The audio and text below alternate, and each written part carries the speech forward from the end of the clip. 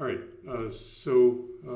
welcome to Nerd Summit 2021, not your typical flip to Zoom. And my name is Carl Hakkarainen. I'm a retired IT professional. I've worked in software engineering, technical documentation, system administration, and pretty much everything else over a period of about 40 years. And I'm now tech advisor and instructor with the Worcester Institute for Senior Education, WISE. I put my notes here about my contact information and my location of these slides, as well as the link to WISE itself. So WISE, or Worcester Institute for Senior Education, started in 1992.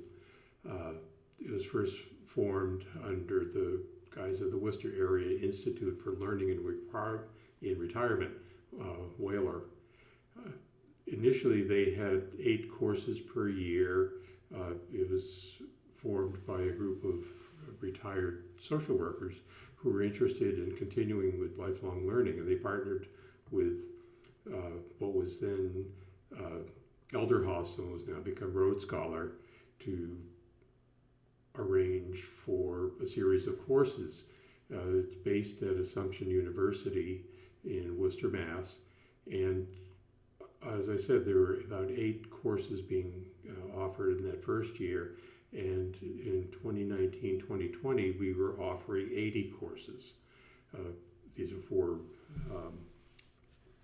four sessions each year, academic year, and 90-minute courses, 5 sessions, no exams, although many have required readings. Then in March of last year, just about this time, we had the pandemic lock us down. We were no longer able to be on campus at all, and we needed to make some changes. We had to cancel the remaining courses that were going to be offered that spring.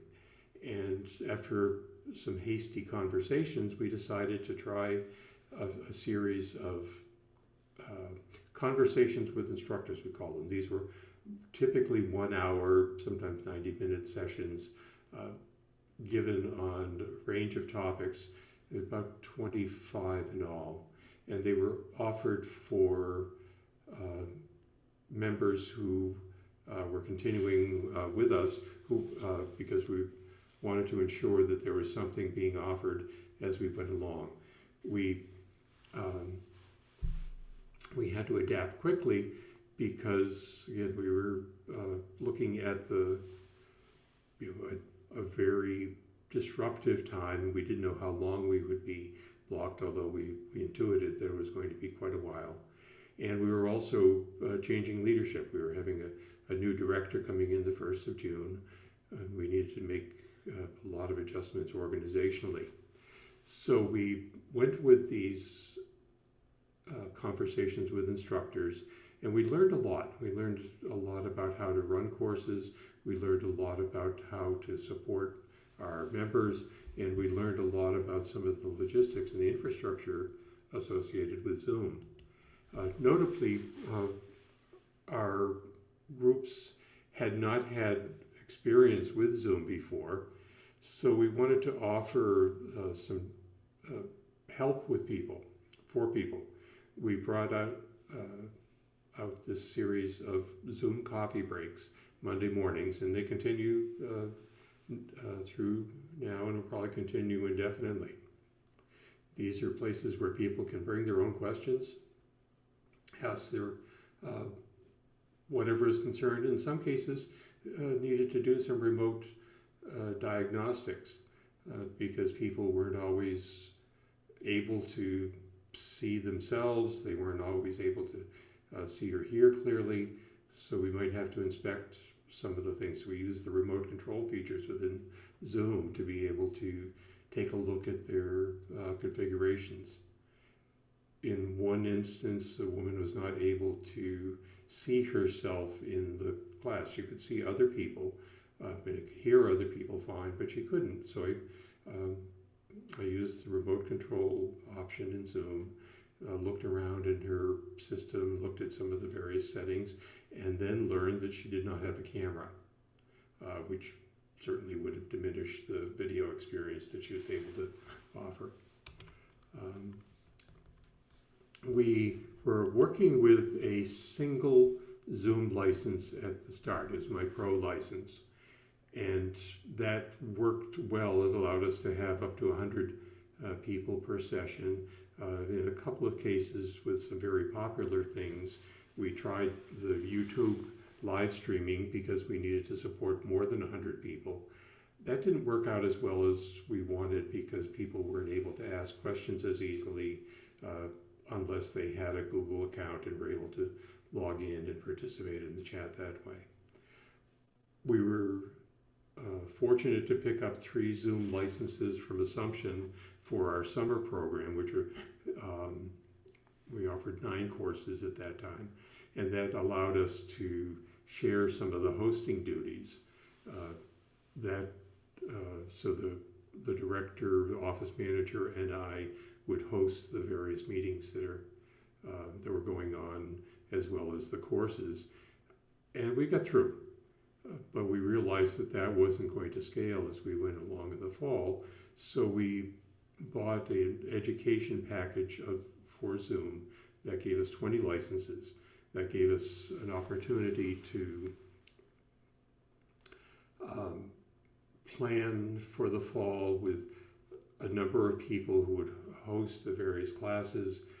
We also implemented a scheme, which I'll discuss in a moment, called Class Assistance, which helped to moderate our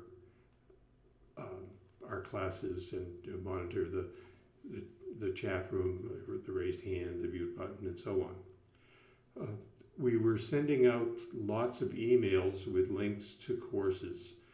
People were receiving the links when they signed up through our registration system, but they would often lose that email and need a reminder.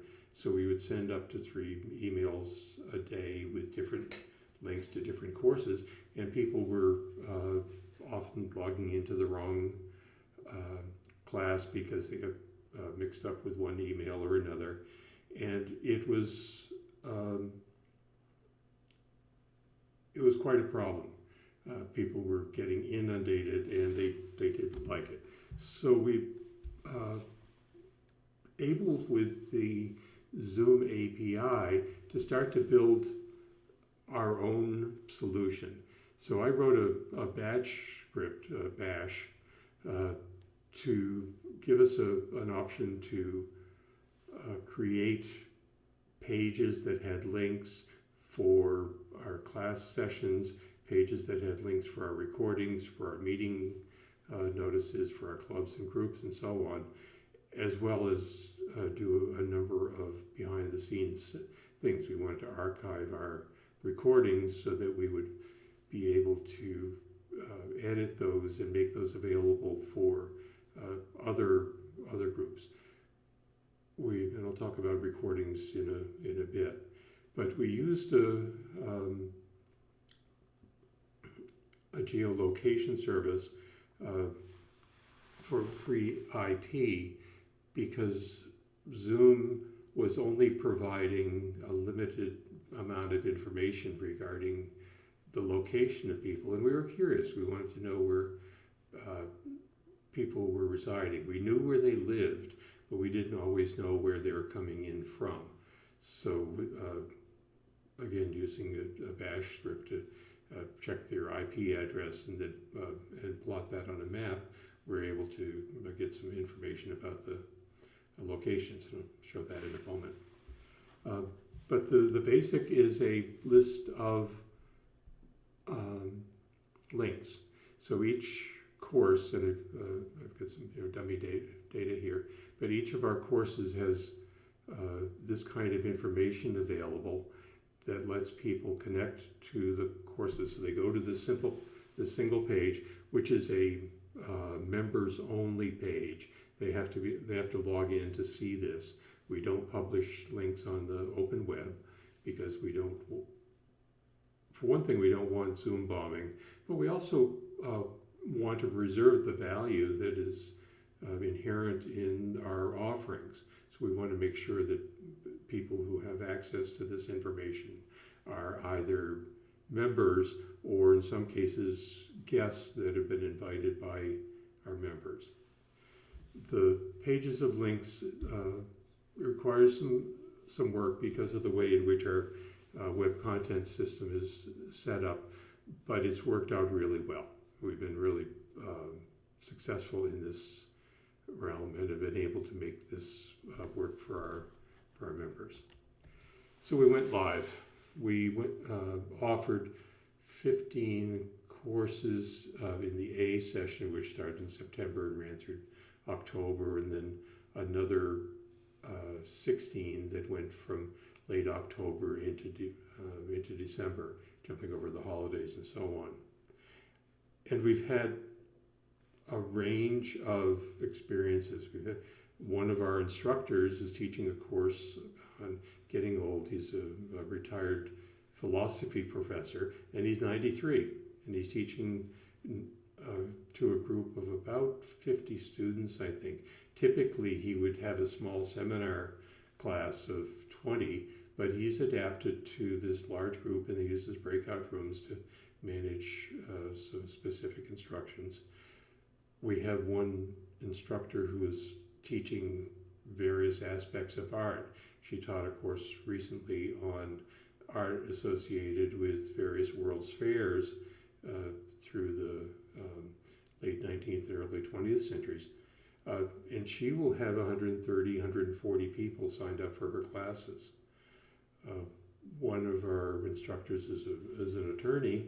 He teaches courses on various aspects of law and the history of law, and offered his courses last Thanksgiving from his father. His father, who's in the 90s, lives in northern Michigan, so he was able to connect to do that. I recently taught a course on the history of chess records and was able to use the new Zoom embedded video player using YouTube download to bring in video clips of various songs and interviews and so on with people and play those as a part of the course. We do use, as I mentioned, breakout rooms, and are planning on about 15 to 16 courses and another 10 courses during the summer.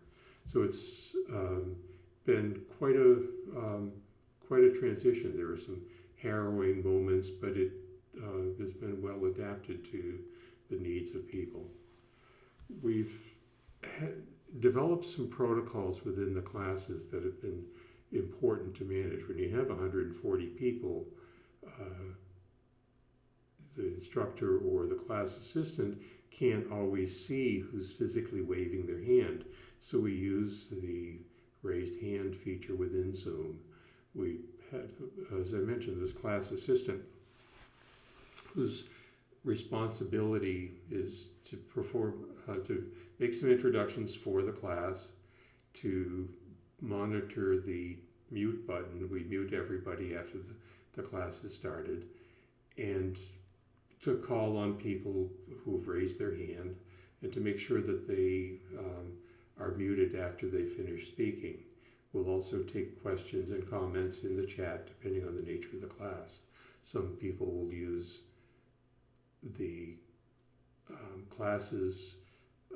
the class assistant to call on people. Some instructors will want to have a more interactive setting. Some will break every 15 or 20 minutes for questions. Some will barrel all the way through and then take questions at the end. We work with the instructor's teaching style to make sure that it works best for that person's style and for the material that is being offered. So we've had to adapt many of our teaching models to Zoom, and also our support models.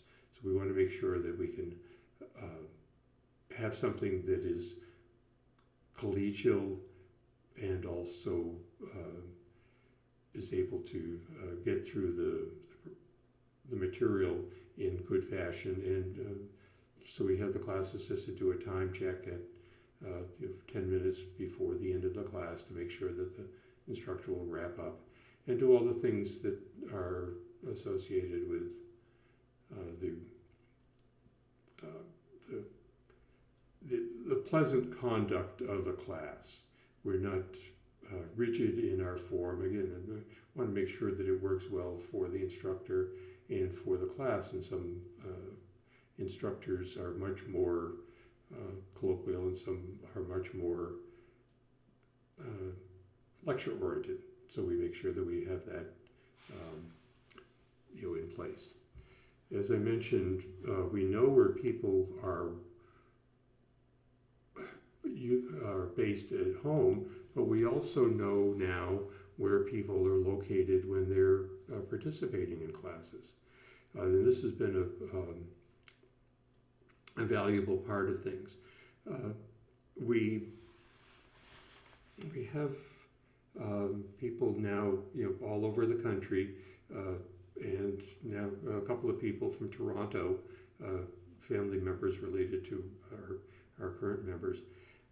I worked for a company about 25 years ago that where the VP of engineering would say in our weekly reports, he wanted us to report on things that were planned and accomplished, planned and not accomplished, and our plans for the next week. And I always added a fourth category, which is unplanned and accomplished. For us, the unplanned benefits that we got from this flip were that we were able to attend classes from it anywhere we wanted, to teach wherever we could get an internet. We live in Holden, right outside of Worcester, but we have a summer home in Phillipston, which is on a lake. It's a wonderful spot, and it's got a wonderful internet connection there. And so we move out there. We'll be moving there in about a month, and able to conduct classes and meetings and so on from there as well. And even when the power went out, we were able to get enough of a cell signal to be able to participate in many of these classes, or to do things remotely from from our mobile devices.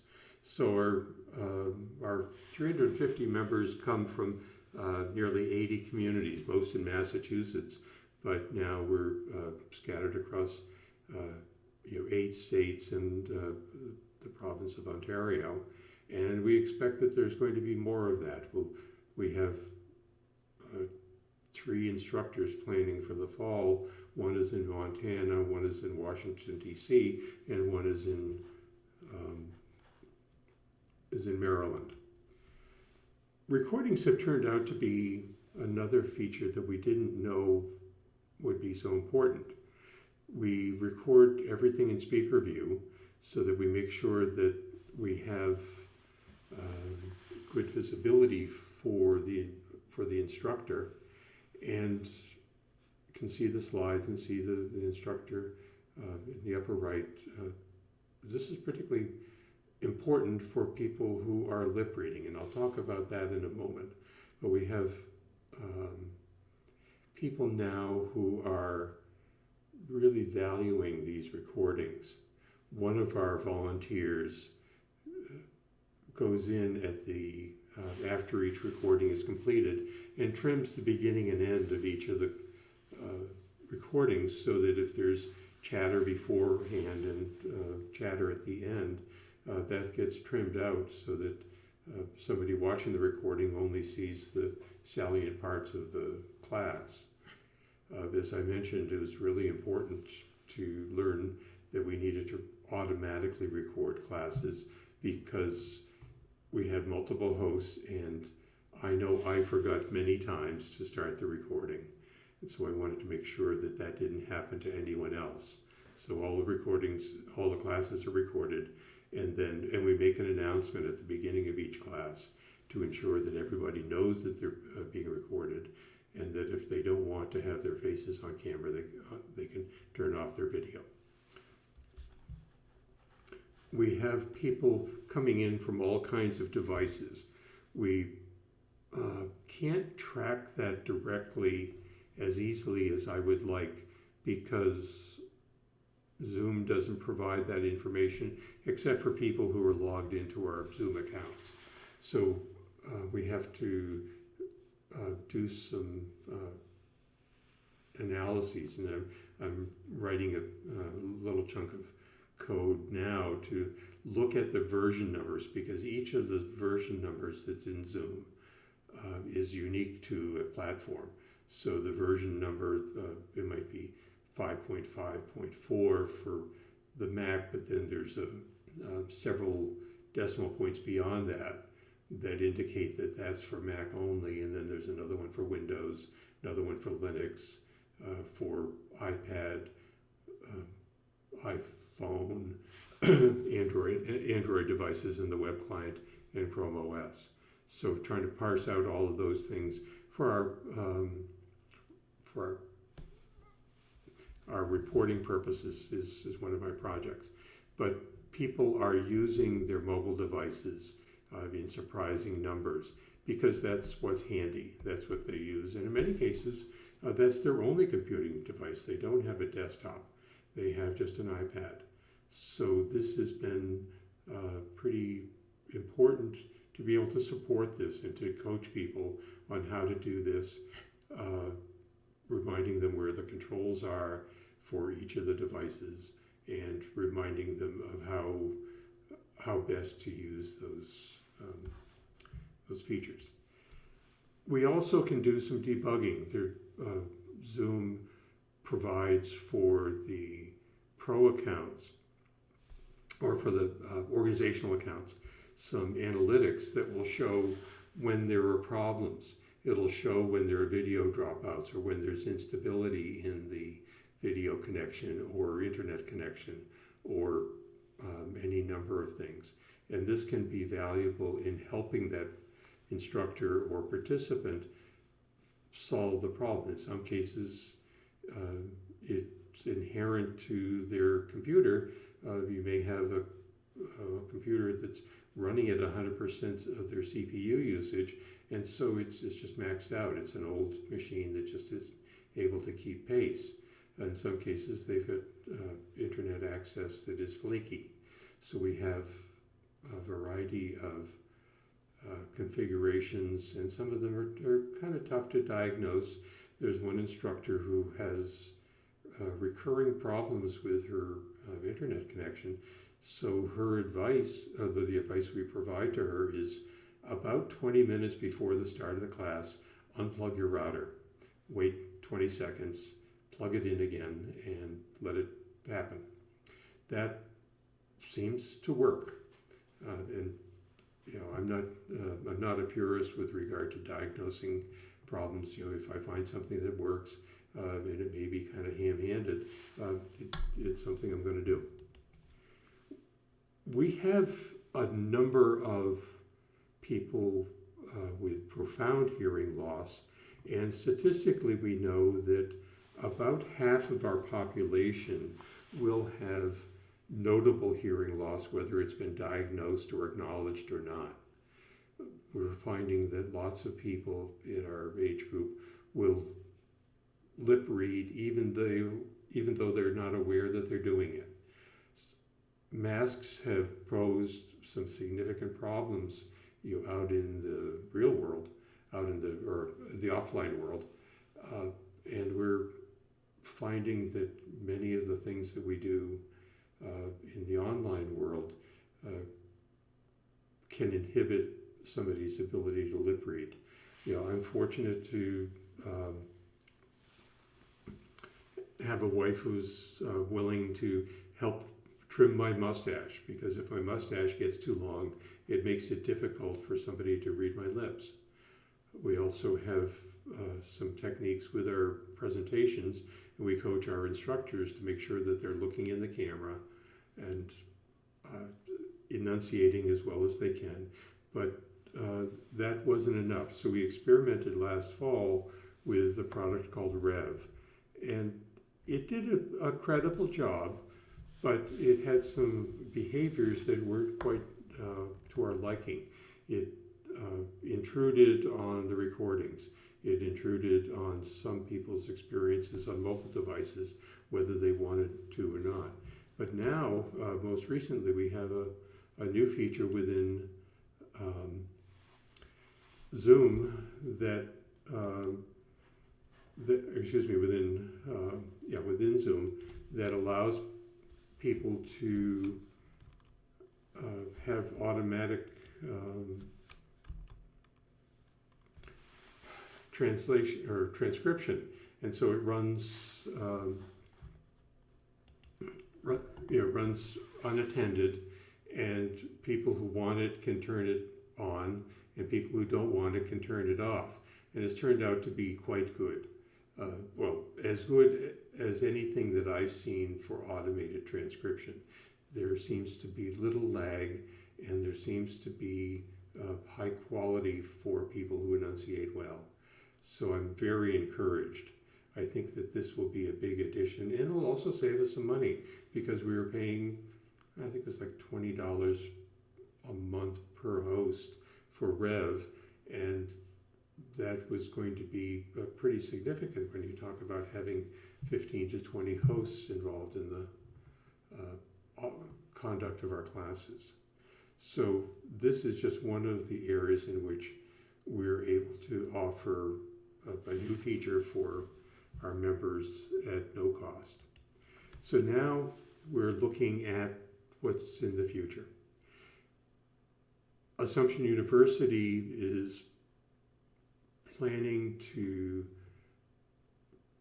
offer what they call HyFlex, which is a hybrid model. They've equipped all of their conference rooms as Zoom rooms, meaning that there are controls for the cameras and microphones, as well as the Assumption installing tracking cameras and higher quality microphones in the classrooms, so that people can have conversations with the professors in the classroom as well as with remote participants.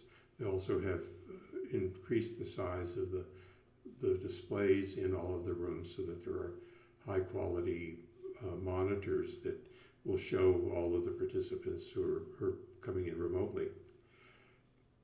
We don't know how that's going to work for us. We don't know what kind of requirements are ahead for social distancing within the classroom. Our largest auditorium seats 65 people, but if you have people at 6 feet apart, which is the recommendation for adults, and I just noticed the CDC said that the kids can in schools can be 3 feet apart if they're wearing masks, but 6 feet apart would only allow us to seat 20 people in that classroom.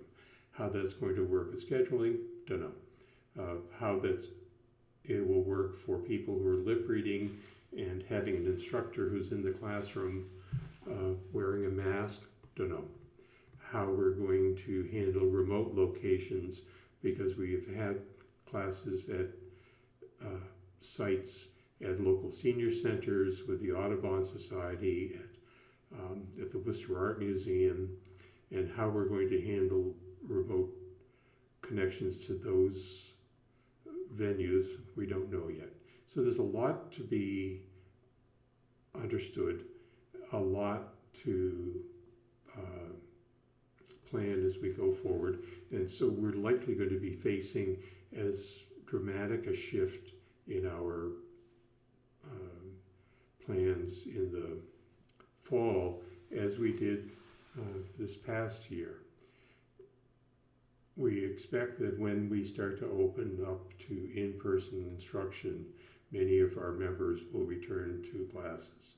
We also know that many of the people who are participating online will prefer to do so, or will have to do so. People outside the central Massachusetts area, people who have mobility problems and who can't physically get to class, people who are not eager to walk in ice and snow during the winter, and so we're going to have to offer a hybrid model, and how that's going to work and what that will entail for our expenses and for our technology and for our students and for our instructors. It all remains to be seen. But the good news is we made it through this year. We made it in spite of profound doubts on the part of many of our members. They thought it wasn't going to work and we weren't going to survive, and we did. In fact, we exceeded our predictions. We thought we were going to lose a large number, and we lost a significant number of members, but we did much better than we thought, and by being able to attract people from eastern Massachusetts, people who have summer homes in Maine, people who are permanently residing in Florida and elsewhere, we're able to continue to sustain our learning community and bring a lifelong learning experience to people as they're able to participate. So that's it for me, and if there are any questions or comments, I'll be glad to take them.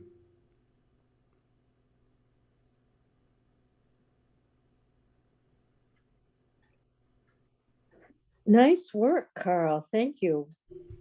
Thank you. What would you say was the most significant change that you had to make to do this flip?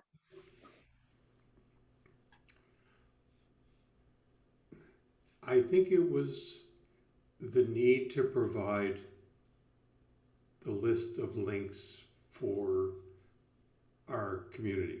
People, many people did have challenges in adapting to online connections, but those we got over a lot more easily than I thought.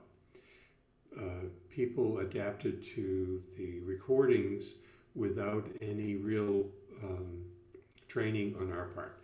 The biggest part was getting people to their classes in as easy a way as possible, and we've done that.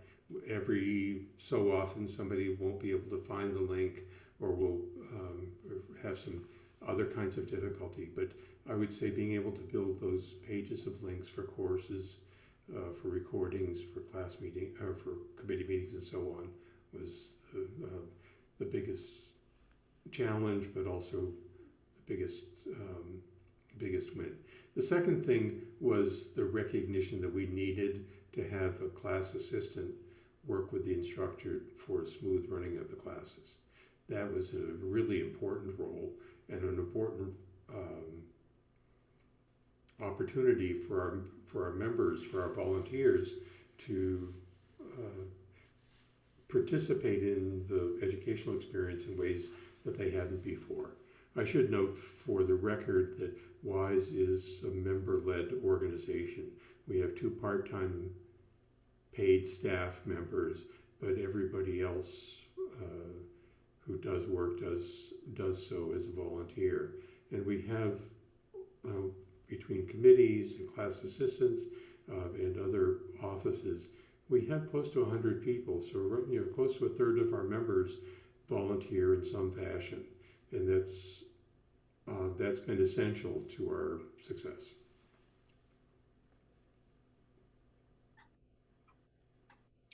Thank you. So it sounds as if the flip had not happened,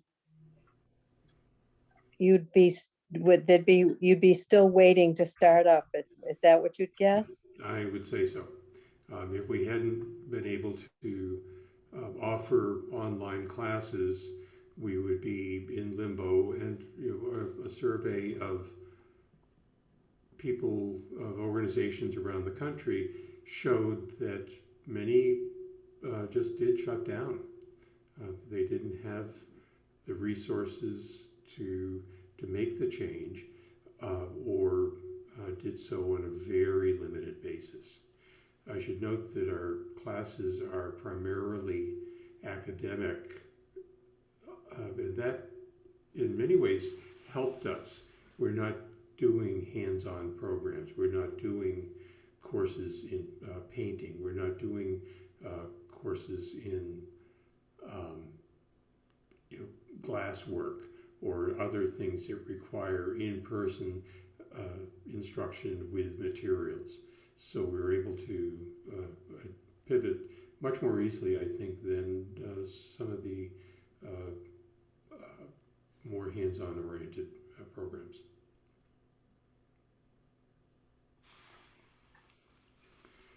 So,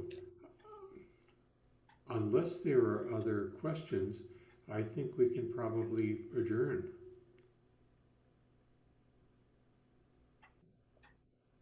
Thank you. I had fun. Oh, thank you. I had fun.